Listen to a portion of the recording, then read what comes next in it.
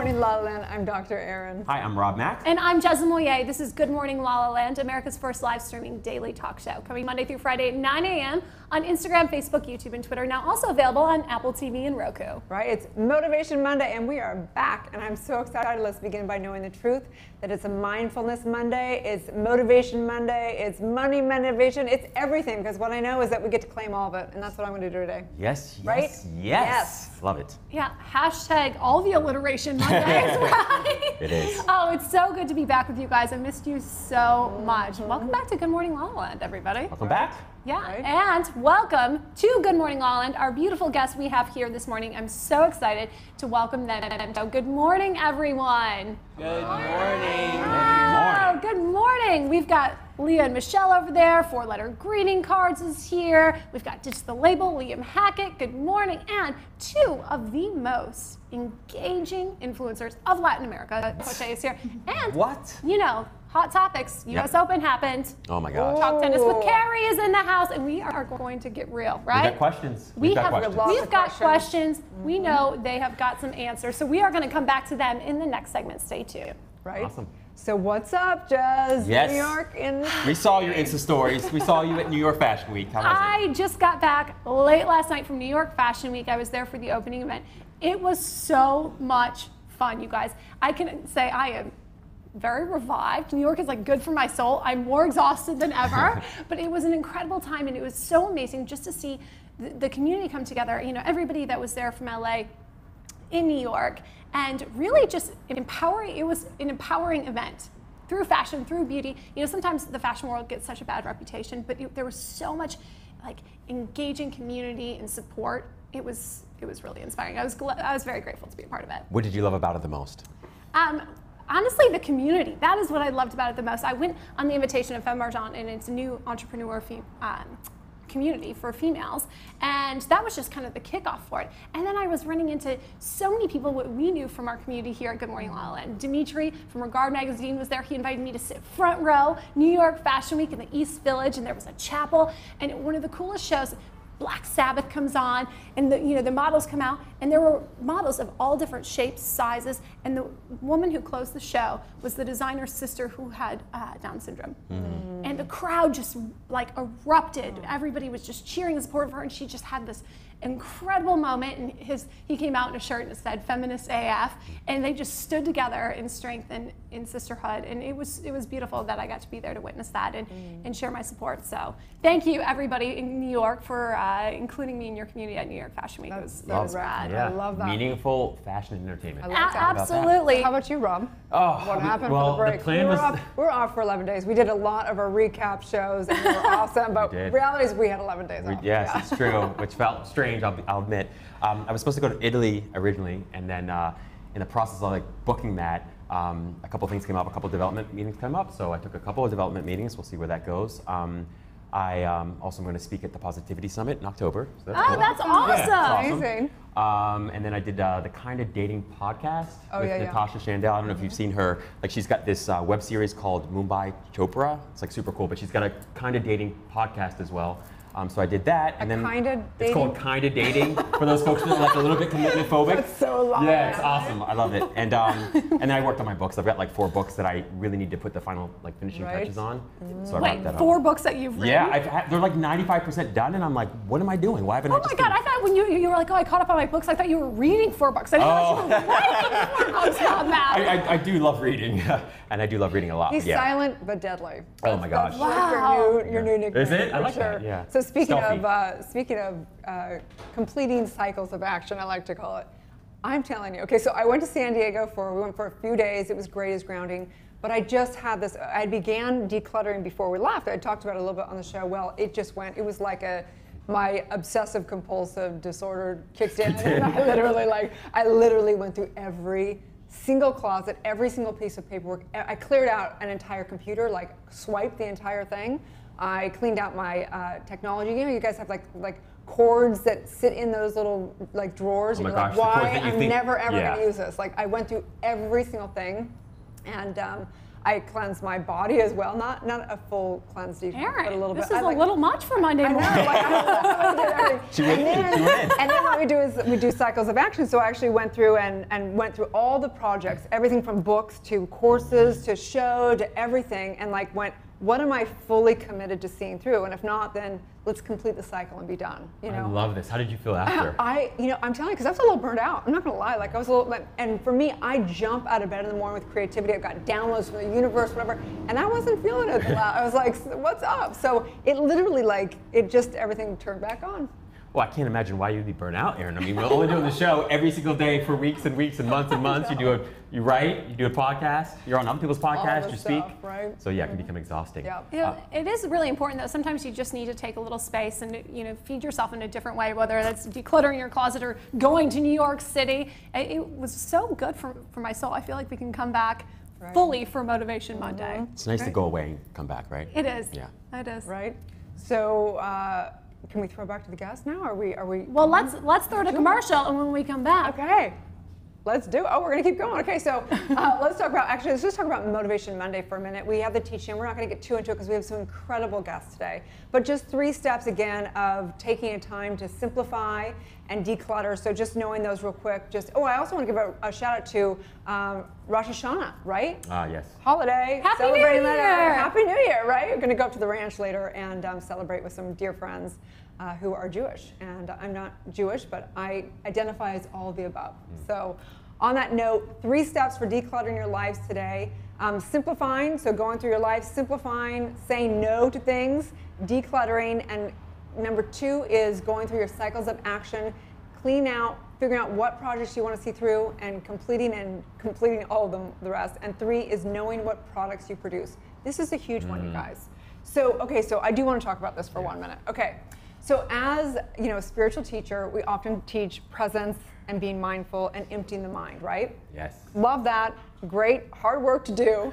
But the other is actually, we're here to demonstrate and use our mind upon universal laws. We're here to actually demonstrate, manifest, and direct things and actually create things in this life. So knowing what you're producing. So I actually went through all my areas of life, like what am I actually committed to producing in my relationships, in my relationship with my family, with you guys, with the show? What is the actual product? I just love that, and it reminds me of the interview that we did with John Assaraf from The Secret, and he just said, he essentially came to a place where he said, am I truly committed to these things or just kind of interested? Right. And you're right, when you clarify what you're most committed to, all of a sudden you have incredible clarity and you have incredible energy to invest and devote to those 1 or 2 things that make the most difference, right? So I just love that. Yeah, so what did you discover that you're most committed to?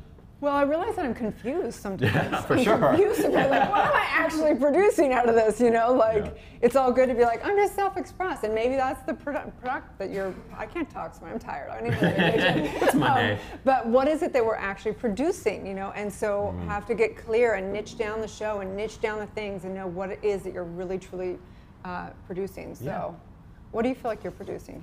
I feel like I am producing a platform for people to share their stories, to celebrate their success, and that's a very unique thing we get to do here in Good Morning LaLaLand. And in doing that, we're producing a community that is beyond LA, it's beyond LaLaLand, and that's what I experienced in New York. I ran into guests here that I wasn't expecting to see. I ran into people who have seen our interviews and who were inspired, and that to me was so incredibly validating to know that what we are producing is making an impact on the world in a very positive way. Whether or not we know the direction of where our lives are going to go or where the show is going to go, all I know is that we are doing what we are meant to be doing right now. And if it's meant to be, it will be. Amen to that, Jazz. Look at you, dropping the dimes. We're definitely creating a product of community for sure. Absolutely. Speaking of community. Speaking of community, let's talk to our very special show this morning here in Good Morning LaLaLand. We'd like to know how you start your day. So, ladies, let's start with you. What's your morning routine like? So, I think every single day starts with me wanting to sleep more. Sleeping. Yeah, so it's a constant battle between me wanting to eat my breakfast and trying to wake her up. So yeah, that's actually the first thing we do in the morning, and then we have Then breakfast. we feed our dog, which is called Ramon. He's Aw. the cutest. Then we check our phones, And then we like to clean our face. take a shower. And yeah, I don't know, drink coffee. I don't know if you guys are coffee persons, maybe. Oh, I'm with you. That's a hard yes all the way around. Good morning, Carrie. We're so excited that you're here with us. Thank you. I am very excited to be here as well. My morning starts with animals as well. I have 5 animals. 5? 5. I have a soft spot for animals and used to work in rescue a lot, so, you know, I'm the worst foster alive because they never leave my house. So I have 3 dogs and 2 cats, and it is a process in the mornings. At least an hour between walking them, separating the fat cat from the skinny cat because they can't eat each other's food, and then, you know, giving one his medicine and his allergy stuff. So it's a process. That's the first thing I do. Moral of the story is that means you must have an incredible heart. Oh, thank you. I'd like to think so. Yeah, thank you for the work you're doing with all those animals. That's incredible. Yeah, right? picking up the pieces where I leave off. No fosters. Don't let me see a stray dog running down the street or anything, okay? Because I'm gonna get kicked out of my unit at this point if I add one more animal and my boyfriend too. Okay. And right. how do you start your day back there, Pablo? Oh, well, a little bit more selfish, I guess, now. Not to 5 animals or anybody else. Actually, recently, usually it's coffee, but recently it's been taking like a 5-10 minutes to myself to just listen to music after my crazy alarm goes off to wake me up. I like to play just like very chill music for about 5 to 10 minutes and just stare at the ceiling and have my moment. To start the day and reflect on, okay, it's gonna be a good day, it's gonna be I have this stuff to do, and just kind of not be in a rush, and then go from there. Well, Pablo, I have to thank you for one of my favorite morning moments because I meditate with my UFO. If you don't know what a UFO is, and it's incredible, very modern device that I'm obsessed with for your face. They've got these Make My Day masks. You put it on there, and then it just like transforms from like warm to cool. There's different LED lights. It's an incredible way of me just like taking 90 seconds for myself. I'm like, I'm meditating with purpose right now.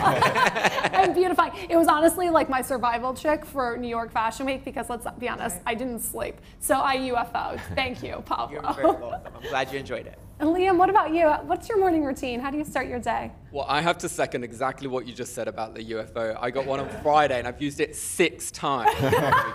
I'm hooked.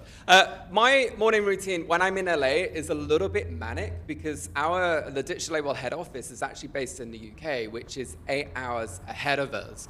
So I wake up to literally hundreds of emails, and I tend to give myself about an hour to get ready.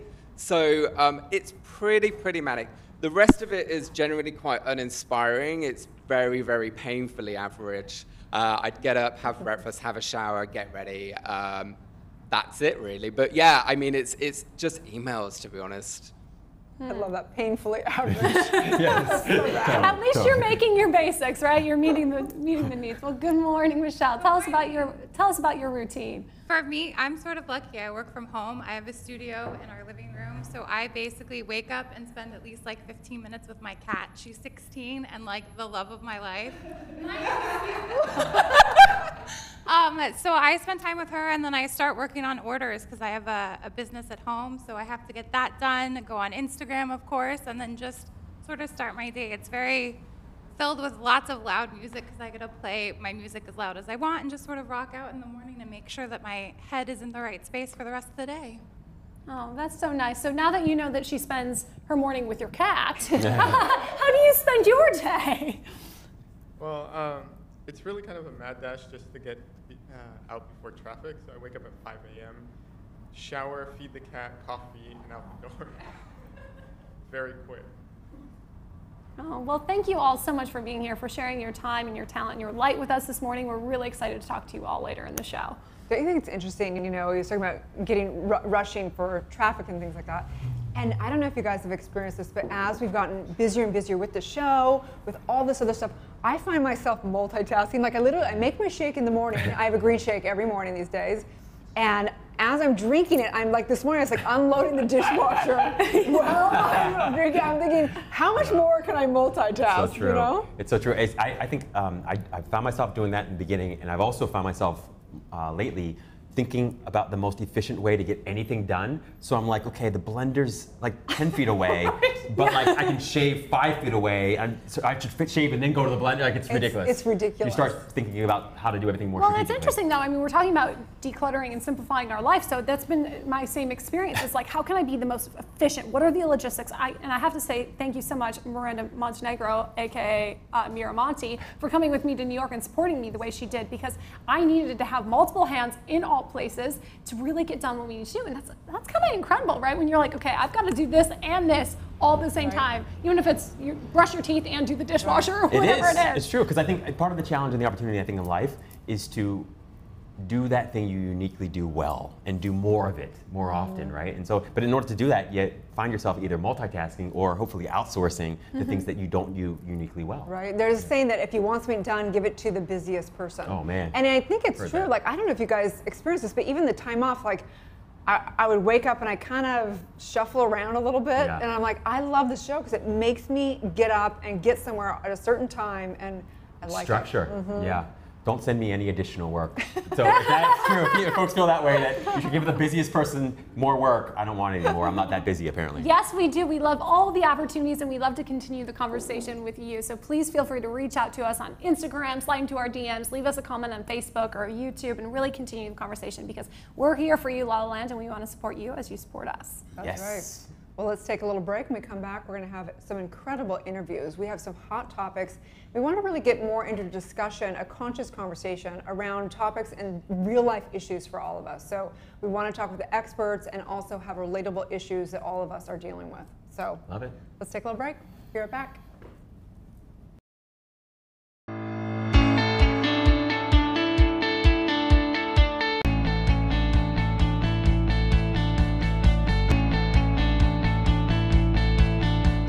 Hello, Los Angeles. I am your host and producer, Alex Worley, filming inside Focus TV's West Hollywood studio.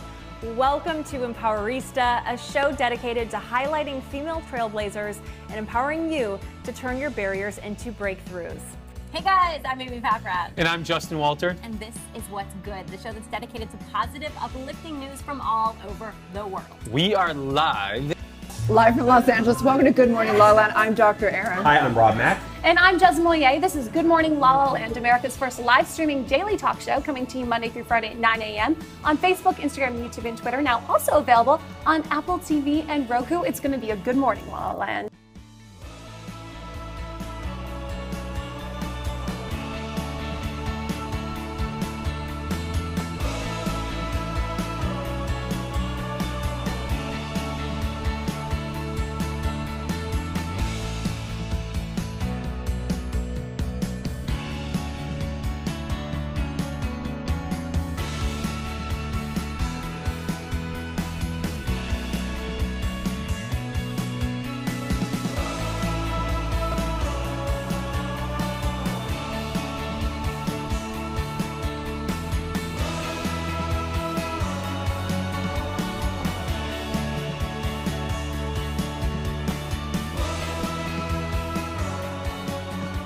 Hola, yo soy Gina Moreno y soy una reportera aquí en Los Ángeles. Para mí, mi pasión es para decir las historias de las personas que han luchado lo imposible. Todas las entrevistas aquí en Focus TV. Hi, I'm Gina Moreno, a reporter here in Los Angeles, and my passion is to tell people's stories, the stories of people who have accomplished the impossible. For all the interviews, make sure to watch Focus TV.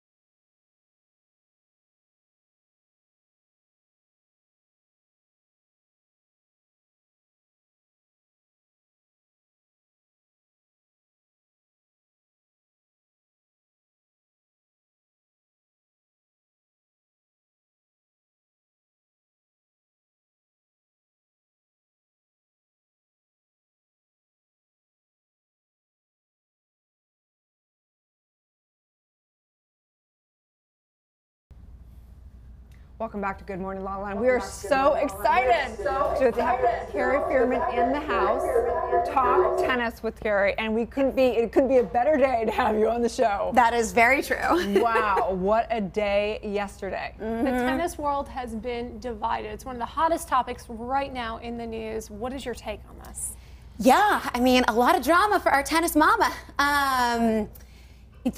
The Serena issue is, I assume, what you're bringing up. Yeah. So she got very heated over, she got penalized for what the Carlos Ramos, who was the umpire on the court, called coaching, which is not allowed at any of the slams, but it is allowed at all of the other WTA tournaments. And he admitted to coaching. You can see on TV he actually gets caught doing a symbol kind of like this. But she denies it. You see her going to the line judge. It's all recorded and saying, "This didn't happen. He was kind of giving me a come on, like, bring it up." And then that escalated to first racket, getting a point violation, and then escalated later to a whole game violation because he said that she called him a thief for taking the point from her. And he said that that was drunk if he wants to take a game. Wow. For things like that. So the biggest, I think, controversy over the whole thing is whether or not the word thief was derogatory. Was it strong enough? Was it really valid enough to, is that a valid enough claim to take a whole game? Which also made it then 5-3 in the second set. So then one more game and Osaka's going to win. Well, so it's that a was really interesting conversation and debate, though, what's happening with sexism, right? Yeah. Because they're saying her reaction compared to a male player's reaction, she was getting the penalty, and was she treated fairly in that? Yeah. The community is pretty divided when it comes to that. I would say that more lean towards Serena. Billie Jean King has made a lot of statements about it. She's tweeted. Andy Roddick has tweeted, and he's even said, he said that he's said much worse and not gotten fined and gotten penalized, which is true. They threw back to a time when John McEnroe had a big fit, and he did get penalized. But we're not tennis, experts or whatever, so it's just fascinating to watch the whole thing. But you have to think also that, like in life, where is that line between when you can be expressed and have emotions versus when it becomes inappropriate? And I think it's an interesting thing. And when is that for a man versus a woman? And we may have it's very different in our world. A man, if he is loud and has an opinion or even screams, he's just like aggressive and gonna, make it, whereas a woman is a bee or whatever it is, right? Yeah, and that's the big, issue at hand here is if this were a men's match, would it have been the same decision or would it have gone another way? And, there are a lot of men's matches that we can point out that, John McEnroe got a lot of game and point violations. Right, yeah. But there are also plenty of instances where men said much worse things. Fabio Fognini, Andy Roddick is known to be a hothead. There are so many, and it's so subjective. And they have that decision, the ump. And Carlos Ramos, who was the ump here, he's a veteran ump, is known to be pretty tough. He's been tough on Nadal also, though, which is the flip side of the argument. And he has penalized Nadal many times for taking too much time in between points, in between games. And so, it's a tough one. If I understand it correctly, are they now reviewing some of these rules, or at least some of the coaching? I heard they were sort of reviewing, the organization was reviewing, how they process, how they penalize, whether they penalize or not. What is definitely. The USTA is going to go back and they're going to review everything, because she also fined $17,000 for this whole ordeal. So she's really just getting hammered, time after time. And this was her slam to win also, because I don't know if you guys know the history, but she's at 23 slams, Grand Slam titles, which tied with Steffi Graf's record. It's huge. And then 24 would tie with Margaret Court, which is the all-time record. 25 would make history. So a lot of people, like myself, kind of think she came back from having a baby because she made such a great comeback after all of that. Absolutely. It's huge, and but it's clear, you can watch her social media and stuff, she's all about family and about baby. And so I kind of feel like she's back to break that record, and then maybe she'll go into the next phase of her life. Yeah. Right. And she went to the finals in Wimbledon, lost to Kerber, now she got here, and having Osaka as her opponent is a huge opportunity to take this, because Osaka's 20 years old, great up-and-coming player, but relatively new. So she had a big opportunity here. You know what I think is so interesting, though, about you is not only are you an expert of the game, but you're an expert of the talk outside of the court as well, in the lifestyle. And we really want to discuss what it takes for someone to be on top of their game. You know, Serena's making a great comeback and has the priority of being a mother now, but she's still, regardless of the win, in my opinion, she's on top of her game. Yeah. You know, but what does it really take to stay in that mindset, in your opinion? Yeah, I mean, you have to be really focused and really determined. I think you have to make sure that you don't let outside negative influences kind of invade your space, because I think that it's easy for that to happen. I think that's what's surprising about it, don't you think? Because if someone like her who is so driven and she knows specifically, like she has to in her mind have gotten like, if the worst case happens, I'm still staying on point. That's what's surprising actually about the whole thing. You do see that with a lot of athletes though. I mean, LeBron, Michael Jordan, you know, there's always, you're still human at the end of the day, and you see them like react from this very like upset, angry place, and often it's directed at the official. Right? Yeah, I mean, I don't know if there was something else kind of that emotionally charged her there, because she really got fired up about this. And I get it though, because she took it personally and took it like he was attacking her in a deeper level, saying that she was cheating. And he wasn't necessarily, I think, saying that, but it was more just in his mind, I think, going by what he thought was coaching and then just the rules. But she took it very personally and then continued going. But you know, there's a lot going on with her, you know, between the French Open just ruling out her cat suit, not allowing, you know, her to wear what she wore at the French Open next year. So she brought out her tutu. I loved, by the way, which I loved. But I mean, she had a lot, maybe like simmering. Who knows what's going on behind the scenes? Yeah. But yeah, I think that that's an important one, is you can't let those outside negative influences. But how did you do that? Because obviously, I mean, you played tennis for so long, and now having a show, there's a lot of noise. There's a lot of noise on the court. There's a lot of noise in social media. Like, how do you personally do that? Yeah, I don't think it's ever easy, because, and you guys probably get this too, it's like everyone has an opinion. And I guess I interviewed Lindsay Davenport once, and I worked with her in Australia. She's an ex-player, and she's just really wise, in my opinion. And I asked her, I said, what's your best advice that you would give somebody up and coming in the game? And her advice was, only take advice from the people who care about you, your family, and maybe a friend or two, but for the most part, don't let people, because everyone's gonna insert their judgment. No one really knows what's in your best interest, though, other than the people who love you. And as hard as that is, because it is so hard, it's hard not to take things personally sometimes. When I was starting Talk Tennis, I had a lot of, you know, people coming at me with questions and, you know, making me insecure, and it was a bit of a like scramble to kind of get into networks or get into people's, you know, faces, and who would listen to me and get them to finally understand and listen to what I was doing. But perseverance and, you know, as cliche as it sounds, don't ever give up, but it is true, and it's true. It's a hard thing. I think there's a lot of talented people out there that if they didn't give up would make it, but that's the hardest thing not to do, you know. Would you say that that's your greatest lesson that has sort of tennis has taught you in the talk show, or sort of being in the entertainment business itself has taught you, is sort of perseverance and sort of not giving up? Or what would you say is the most important lesson you've learned through this journey yourself?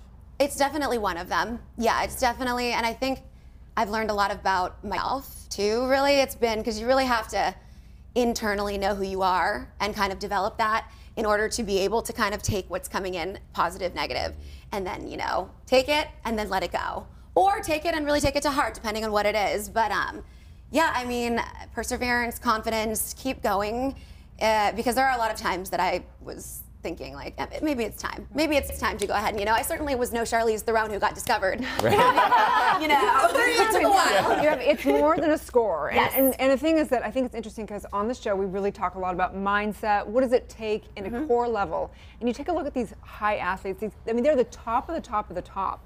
What does it take? And people look and they cherish this, but at the same time, to become that takes something at a level that none of us really even could ever imagine. Watching and knowing these people, I'm sure you kind of analyze the back of their lives. What does it take to be the top athlete? Great question. Yeah, it takes a lot of focus and a lot of grinding and a lot of, you know, not getting distracted by outside influences, which is kind of what we were just talking about also. And it's an interesting thing to explore in the world, because you take kind of a Nick Kyrgios. If you guys follow, he's kind of the bad boy of tennis right now, right? But I've interviewed him many times. I've done events with him. I think he's fabulous. I think he's great for the sport. He's extremely entertaining. But he's one of those people that's just naturally really talented. He doesn't have to hit the court every day and just grind and grind and grind necessarily. He's just naturally got it. If he were to get on the court, though, and kind of mind like a lot of these other guys who it's not as, or women, who it doesn't come as naturally to, he could be, you know, our next Roger Federer, perhaps. But it takes a lot, because these guys, and these women and men are also very young, for the most part. And so they're not having a lot of the experiences that perhaps we all had, you know, or that I had in college when I didn't have that mindset and I dropped off my college team and decided to join a sorority instead. So that begs the question. Do you think Serena actually played this out? Like, she knows, we know bad press is good press. And we know that it fuels her career in that people are watching. Do you think that she planned it out at all? No. I don't think that this was planned by any means on her part. I mean, Serena is Serena Williams. She doesn't need too much more, you know, press. So if she's going to get press, I think she's going to want it to be positive, not this kind of an explosion. And this is going to, for sure, without a doubt, go down in history as one of the, you know, biggest things that's happened in a Grand Slam final. There's the Jeff Tarango incident that happened at Wimbledon that will go down in history, and I think this will be right up there with it on a different level, though, because, you know, but that was an issue with the umpire as well.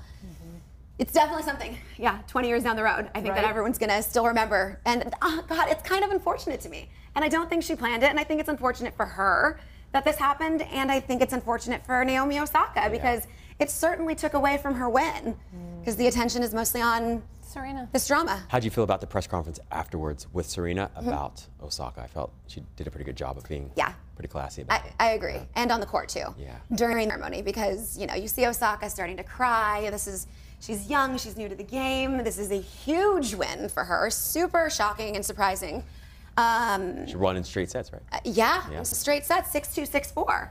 You know, and so she definitely outplayed Serena in the first set, no question. Serena had like a 38% first serve percentage, and that's extremely low for her. She wasn't playing great, but then the second set, it's like, had all of this not happened, it's maybe up for debate how it would have gone, but Serena did handle everything incredibly well. She gave her a hug because Osaka was crying, and we're not sure it was happy tears or if it was like kind of anxiety over this is my big win, you know, this is how I'm winning.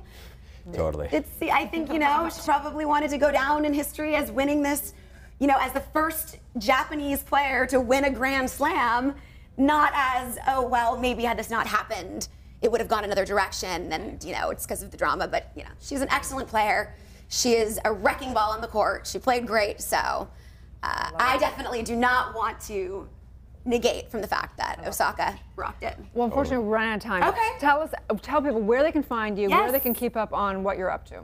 You can find me on my website at www.talktenniswithkerry.com or on Instagram at Kerry, it's Kerry, Lynn, Lynne 36. Woo. Love it. Look good, feel good, play good. That's right. We're back with more on Good Morning La La Land.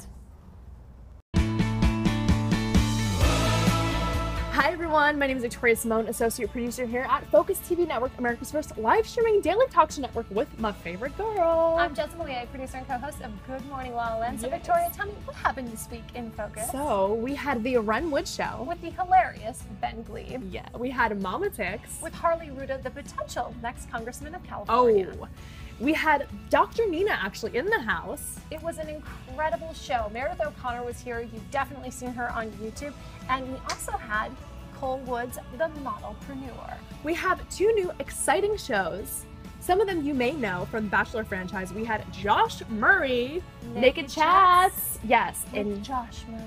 We had Demario Jackson in the hot seat. We're so excited to welcome Lindsay Palis to the Focus family. She's got a new show, Eyes Up Here, and had a very special guest, Drama. Speaking of Lindsay Palis, she was on Good Morning La La Land. Yes, she was. We had a week full of very special guests. We also had a reality star from Real Housewives of Orange County, Gretchen Rossi. Another Real Housewives of Orange County, we had Peggy Tanos. And the jet guy, Hunter Gaylor. He is a man with a plan and a plane.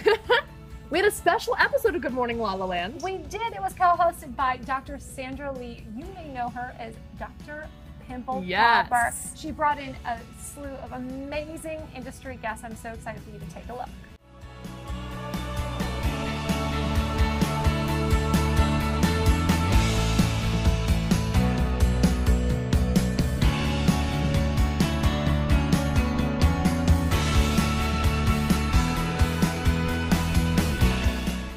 have a divine day. It's going to be a good morning, LaLa. And of course, we have a lot of fun here at Focus TV. We have a blooper reel hosted by Brittany Zahn. The change is starting happening. It's nope, bad take. Nope, nope. Oh, sorry, I messed up. I was talking to the guest. It's a little fast. Bet you don't have one of those in your phone. Nope. Andy's like, damn it, I'm doing things over here. Usually I'm a one-hit wonder with my videos, but right now, how many takes are we on, Andy? Woo! Okay. I think it's maybe take 12. Nope, messed up one word at the end. It's gonna drive me insane. Listen, I've never done so many takes in my life on one video. That was a good one. Good? You like that one? Are we gonna do a blooper reel? Andy's like, you're already on all of them. Thank you so much for tuning into This Week in Focus. We're hashtag community powered.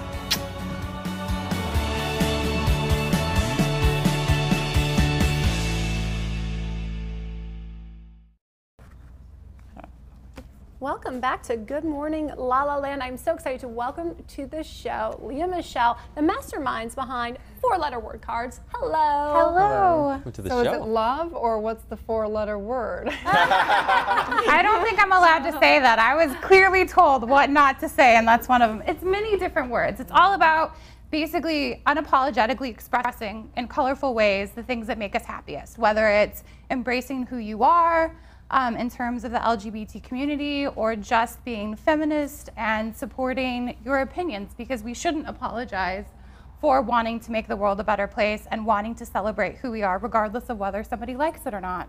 I love that. It's a very unique take, right? I mean, it's not the standard American greeting No. card, but it's truly American in the fact that you allow an unapologetic self-expression. And that's what we want to celebrate. That's what you've created. So show us a couple of these cards. Well, so I did these enamel pins, or feminism brass knuckles, so that you can punch people in the face with science and facts, not violence. Because I feel like, especially now, there's a lot of people who sort of disregard science and data and things that are incredibly important, like climate change or global warming. They just would rather ignore that. Which is interesting, because if you think about issues online, a lot of times we'll see these negative news, and it's interesting because a lot of people just chime in and say, point the finger and say how bad it is and whatever else. And I think there's a real fine line, like when do you take on doing social policy or getting into politics or whatever it may be, versus when do you just take some action? And for me, I look at you going, I go, good for them. They're at least taking an action of whatever it is that they are taking on to make a difference in the world at whatever expression. So what do you guys think? What do you think about, like, when do you take action? How are you taking action on the thing that you care about in your life? I think how can you not? You owe it to everyone. I know for me, the reason why 4-letter word cards started was because when I was growing up, I was in a very abusive home. My father was incredibly abusive, and I chose at 13 to no longer talk to him. But feeling like a 7-year-old, like you don't matter or you don't have somebody to protect you, that's an awful feeling. That's kind of why I started my company, because I didn't want anyone else to feel that way. I feel like we all have a responsibility to not be a product of our environment, but to be better than that and to improve upon ourselves, because if we don't, then we just become a victim and we blame everyone for it. So as long as we can be better than and change the world around us and change ourselves, then I don't see why you wouldn't ever want to do that. Wow, Tell us a little bit about how you support her in doing this.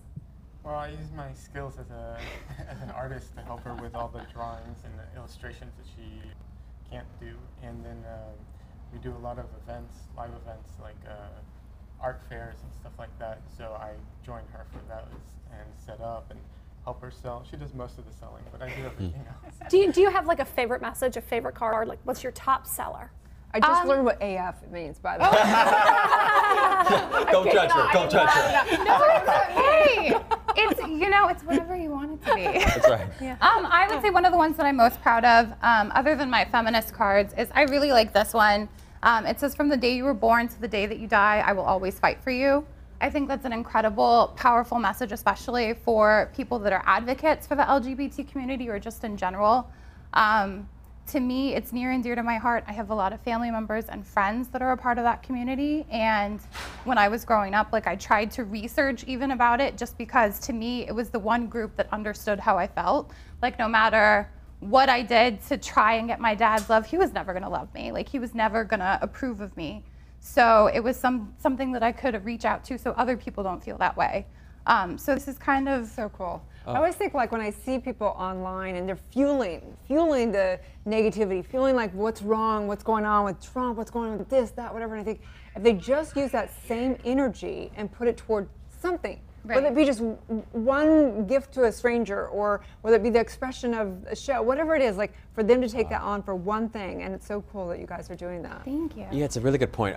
Sometimes we talk about the difference between freedom from versus freedom for. And like freedom from is infused with so much negativity, and you're in a way still controlled by whatever it is that victimized you, right? But when it's freedom for, it's for something, you know, that's when you have your own independence, your own freedom, and you're doing something that's much more exciting and much more inspired, and it's coming from a loving sort of positive place. And that's one of the things I love about this so much, is that it's coming from such an authentic place inside of you. Yes. So has this journey for you been cathartic and therapeutic? And it has. It's been weird because even like with Instagram, I do a couple of posts a week where I sort of like share my experience of sort of what I'm dealing with myself, and then also like what I've dealt with in my life. And it's amazing because those posts tend to get more engagement than anything else, because I think other people feel that way too. People feel like, you know, this last week I did one where I was talking about how I struggle with even loving myself sometimes. And I think everyone feels that way, especially when you've come from like a traumatic past where you've had a father who's basically, I mean, literally told you that he will never love you, that you will never amount to anything, that you are trash, and that you're going to hell. So to come from that and to like grow through that and realize that it's not my fault, it's totally him, it's his responsibility. He's the one who's choosing to be that way, and I can either internalize it or be better than that. And that's, I think, kind of what you've been dealing with like a little bit of your family, like with your dad and stuff. It's been hard, you know, when you have an absent person who isn't as much involved in your life as you want them to be, and you know that you deserve better, you know that you are better than that, so. Not me. But he doesn't give it AF. That's what I try to. But thank you for like sharing your story, Oh, yeah, for being so absolutely. authentic and genuine, and you know, I really admire the courage it takes to really Thank you. transform that experience into something that's positive and connects so many millions of people, and you make it look incredible. Thank you for supporting her in that. I mean, it's really inspiring. So if you don't have an expression, find somebody to support. Well, he's amazing. He's a storyboard artist, so he does all of his own art as well. He's worked with Marvel and Mattel doing storyboards and graphics and stuff. He's phenomenal. So I'm very lucky that my partner is talented and willing to work for free. Tell everyone where they can find four-letter word cards. So four-letter word cards, you can find it at www.fourletterwordcards.com. It's all spelled out.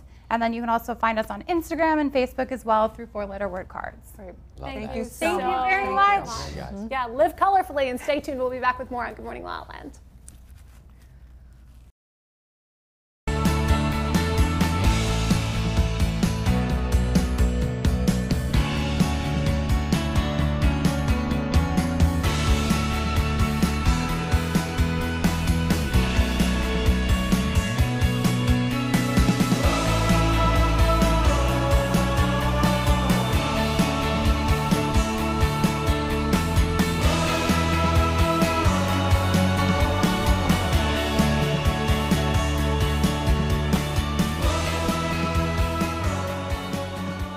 Welcome to the very first episode of Sadie Says. I'm your host, Natalie Sadie. Welcome, Daniel Hall. First episode. I didn't even realize it was your first episode. Hi, welcome to Dr. Erin Show. It's been a while since we've been here, and I'm so excited because we're going to be talking about discovering your purpose and calling, and I have Elle Russ in the house. Thank you so much for coming all the way down here today. Hi everyone, and welcome back. I'm your host, Tara Tenner, and this is the Model Mama Show. I'm so excited about our guest today. We have Chelsea Cannell-Briggs, who this is literally a blast from the past, you guys. It's true. We haven't seen each other since we worked together at Fox Sports. Hello and welcome back to the show. I am say it. excited and delighted because we we have an amazing guest. So thank you, Jeannie, for joining us. It's my pleasure. Thank you for having me. I'm a fan of both of you. I'm Jasmine Mollier, and this is LA Unscripted, and I'd love to welcome to my show Mr. Jacques Silverstein. Thank you so much for being here. It's my great pleasure to be with you. This is somebody who went from super nerd to supermodel, so I'm so excited. Let's talk to Anna. Yes.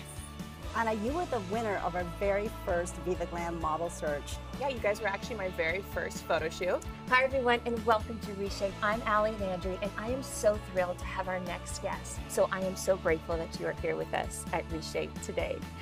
Thank you, Allie. I'm so happy to see you. And you couldn't look more gorgeous if you tried. Today's guest is best known for being the fitness guru on 6 seasons of The Biggest Loser. He's a New York Times best-selling author. Dolvet. Dolvet, we don't even say Quince anymore. It's just Dolvet. It's like one name. Dolvet. You are tuning in to Slay with Rachel McCourt, and I have a fabulous guest. In studio with me is Liza Glukov. She's just been named executive producer of programming at Awesomeness TV. We have perfect lighting. We've got some Spa Girl vodka in case we get a little crazy. Hello everyone, and welcome back to Millennial Life. I'm your host, Laura Odegaard, and today we are joined by the very beautiful former Miss California and now a TV host, Natasha Martinez. I'm so happy that you're here. I'm so excited to be here. Thanks for having me. Of course. Hello and welcome to The Joe Show. I'm Josephine, and here on our couch today is none other than the heartthrob of Shahs of Sunset, Shervin. Thank you for having me. Appreciate it. Thank you so much for coming in today. Hi everyone, welcome back to the Ren Wood Show. I am so excited for my guest today. I have the beautiful Bianca Hayes. Thank you so much for being here, Bianca. Give me a hug. For this episode of Purpose, I'm your host, Brittany Zonker. I'll see you next time. Hola, yo soy Gina Moreno y soy una reportera aquí en Los Ángeles. Para mí, mi pasión es para decir las historias de las personas que han luchado lo imposible. Todas las entrevistas aquí en Focus TV. Hi, I'm Gina Marino, a reporter here in Los Angeles, and my passion is to tell people's stories, the stories of people who have accomplished the impossible. For all the interviews, make sure to watch Focus TV.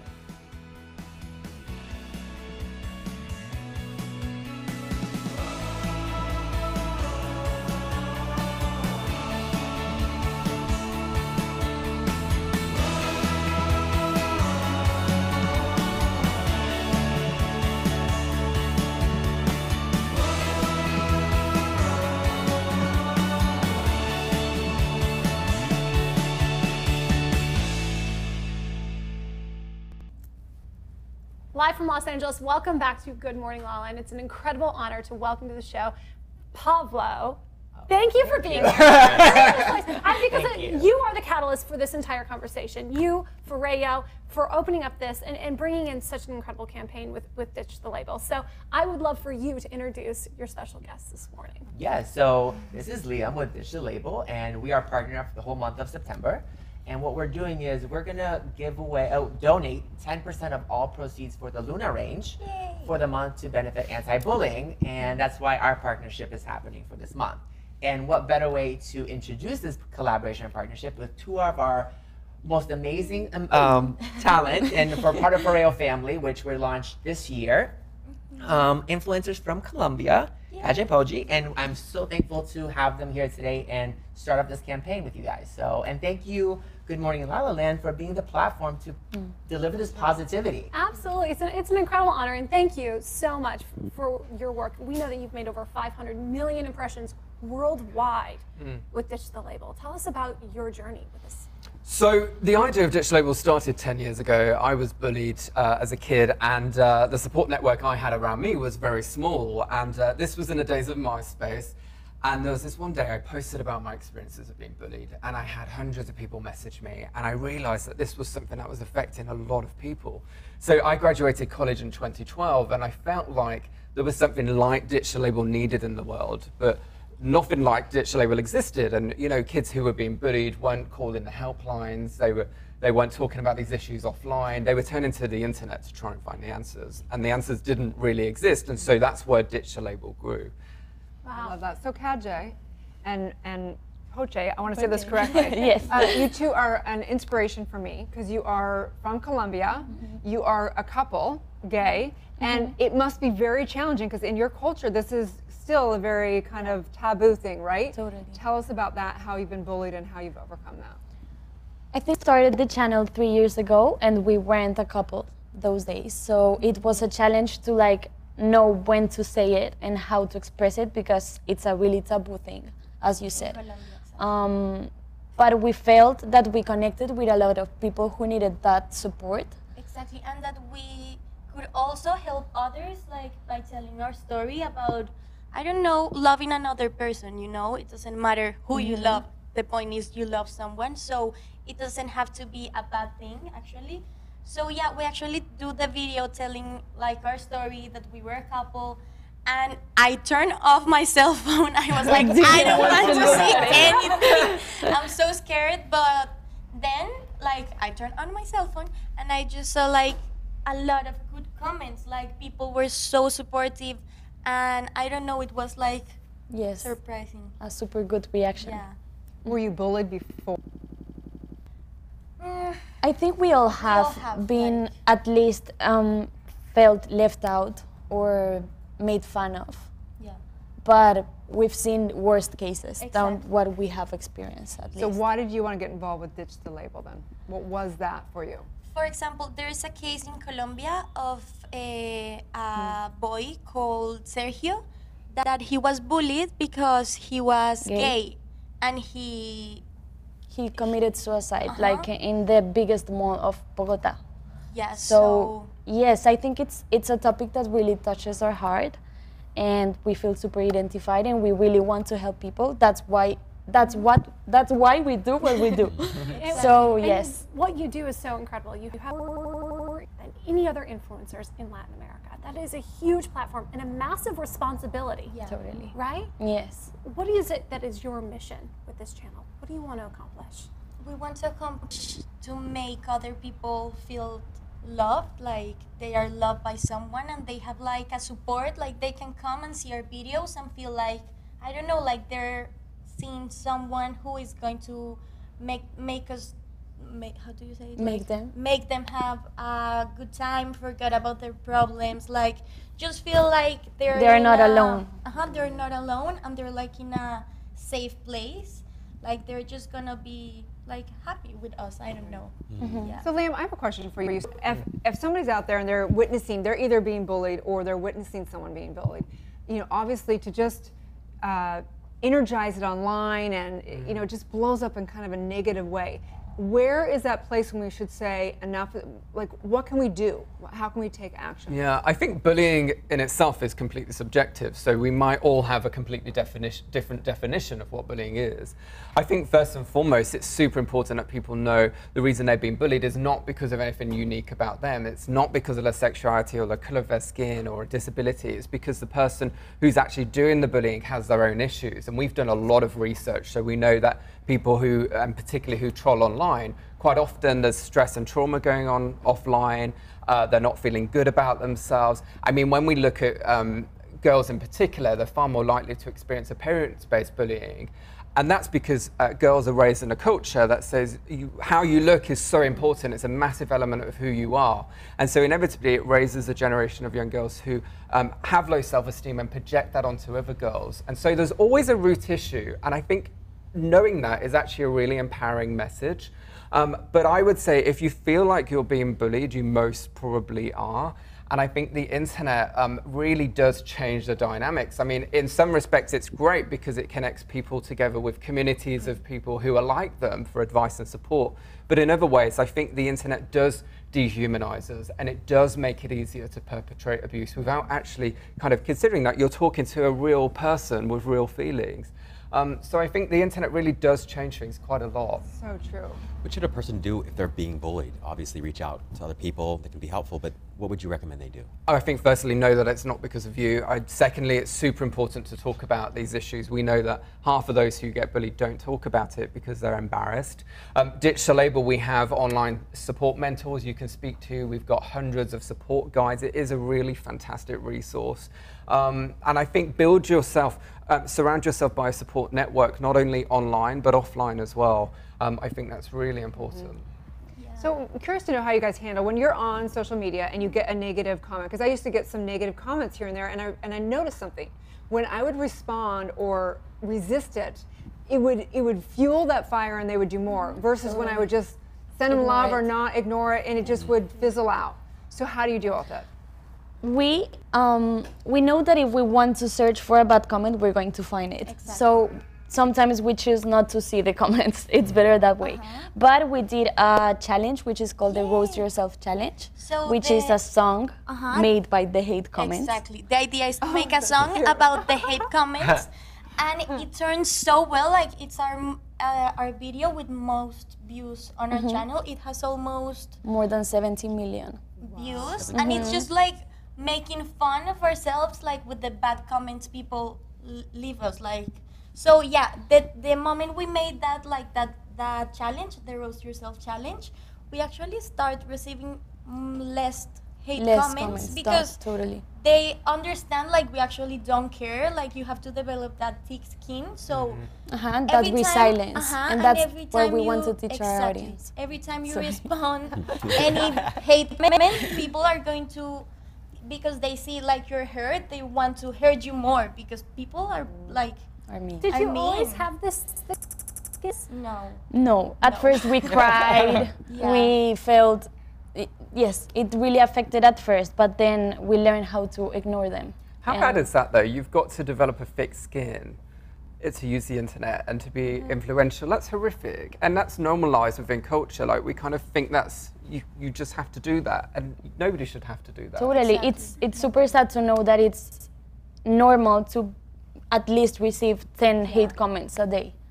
Don't you think it's really a weird, in some weird way, a blessing that we have to get more in source and more ground within ourselves? It's like the universe and the world is constantly driving us to find that place, and it's getting magnified with social media. And in some ways, it's awful, and yet it's a blessing because it demands us to get to that place. I love that point, Erin. I completely agree. It's like everything that's happening right now, that's been happening forever, is sort of leading everyone back to themselves and realizing that the source of true love is always within you, and that your job is to love you and nobody else's, because everybody else will disappoint you in that way. Right. And so I do love that you guys are all perfect representatives of that self-love. How did you get there personally? How did you get to the place where, if we won't call it sort of developing thick skin, maybe at least developing a deep sense of self-love within? What was most helpful? I think also it has to do with a lot of vulnerability. I think you have to be able to, even with hate comments, like you mentioned, once you did that song, it changes the perception of how people are, or the haters, or whatever you want to call it. And I hate using the term haters because you never know their story. Like you mentioned, they probably are going through the same thing, and they just don't know how to break the cycle. And one of the things right now is that we use different filters to live our daily lives. And it's good. You have to sometimes, because you have a business side, you have a personal side, a fun side, a boring side. We have all those different aspects, but it's good to sometimes showcase the sad side, like the real side of you on social media. I posted a video crying last night. It was just like, you have those emotions, people don't do it. And it's always thinking it's this wonderful bubble, and it's not. And you have to show those different aspects of who you are, because then people get to know you, and make them feel comfortable, because you'll be surprised how many times people don't, like when people commit suicide. I had a friend who committed suicide this week, and you think of, well, if that person reached out and if this does, but then we don't make a platform, we don't make it acceptable to say something that's, when you're not okay, to post about something that you're not doing well. We always want to see your glitz and your glamour, but we never open up to be like, show us that you're not doing well. Because then we always like, oh, I wish I knew, but then you have to make that platform. You have to build that that place where people are safe enough to express that. You know what though, we all have this fear of showing vulnerability online, and that's really problematic because if you've got a 13-year-old kid who's following super inspirational people on Instagram, they benchmark. I mean, we all benchmark. And inevitably you close the app and suddenly you're not as attractive or your lifestyle isn't as glamorous. And they don't often realize that we all augment everything online. We show the good and we filter out the bad. And if you're a 13-year-old vulnerable kid and you don't necessarily know that, that has a real impact on mental health. Totally. But I want to, I don't know.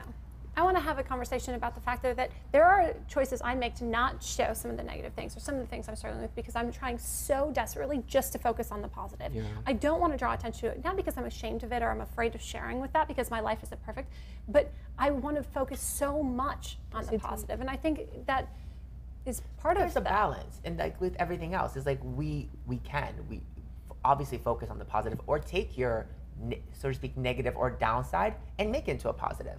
Because I think if you showcase it, how you transition from that dark spot or that, you know, those dark days to the light, I think it also gives a different perspective of it. Totally. We That- recently How do you did guys do a that? we recently did a video about that specific topic, and we tend to show the best of us and the best outfits and the best days.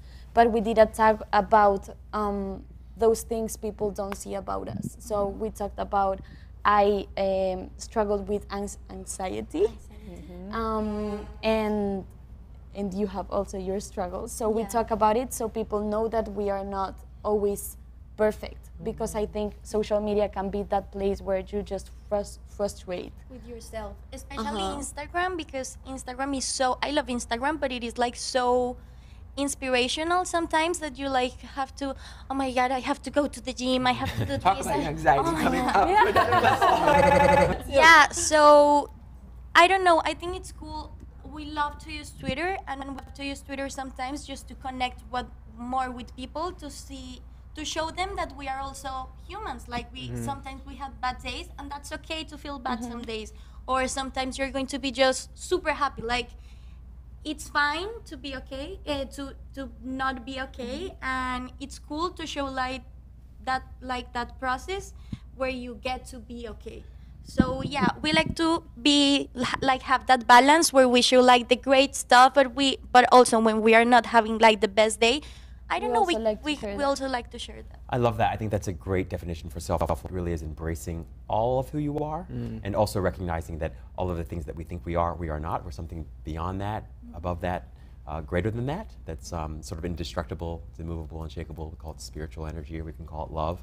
But that ultimately all paths lead back to God and lead back to love. So, you know, we've all been through the experience of being bullied, and then eventually you get fed up with that, and then you find self-love. Or not being bullied at all, but you just rest always, or started from self-love. And so it doesn't matter, sort of, it's a great, interesting conversation, I think. And at the end of the day, the beautiful thing about it is that it all leads us back to a place of sort of recognizing how important self-love really is. And that's important to me also on another level, is because now with how social media is taking over, is we also bully ourselves. We look at it and it's like, I know what I see is fake, but you can't make that connection. And sometimes, and you're so hard on yourself, and you know your biggest weaknesses, you know your biggest insecurities. So when I was saying being vulnerable, I feel like you kind of acknowledge that so you don't hold anything against yourself, because you are your biggest enemy sometimes, and your worst critic. And when you lead it back to that self-love, I think it comes from the root. By far. And it really ties in well. So just a last question for you ladies. What would you say to somebody out there that is being bullied, they're gay, and they've not found that strength to know that they're really, truly, their birthright is to love anybody on this planet? What would you want to tell them? I don't know, I would tell them to love themselves, because someday they will find that happiness and that freedom they are looking for. And that they are not alone. Like sometimes you think you're gonna be so alone, you're like, no one is like you, and there's actually a lot of people who go through the same stuff and that feel the same. So I don't know, I think you just have to open up and first like be honest with yourself and understand that it's okay to be who you are, and that who you are is perfect, and you don't have to change a thing because other people want to. So yeah, like I don't know, embrace yourself. And search maybe for, I don't know, I love YouTube because YouTube helped me so much when I was like thinking, I was like, oh my God, am I into girls? Am I into boys? I don't know what I like.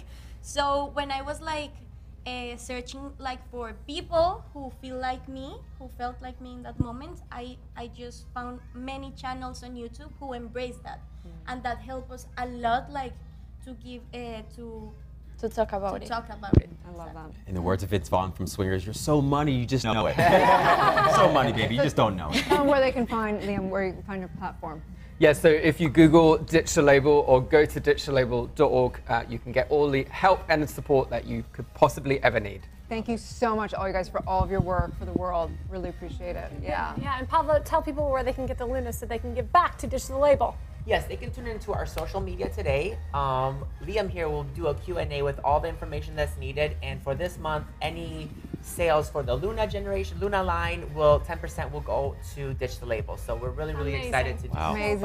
I was obsessed with today and go to Fareo, at Fareo on IG, and you'll find all the information you guys need. Thank you so Love it. much. Thank you so I was much. obsessed with Fareo before, even more obsessed.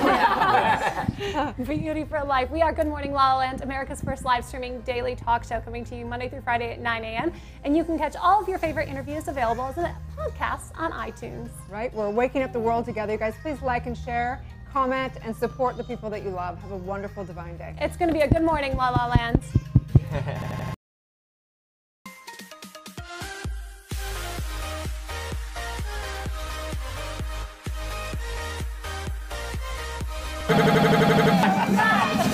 I love that.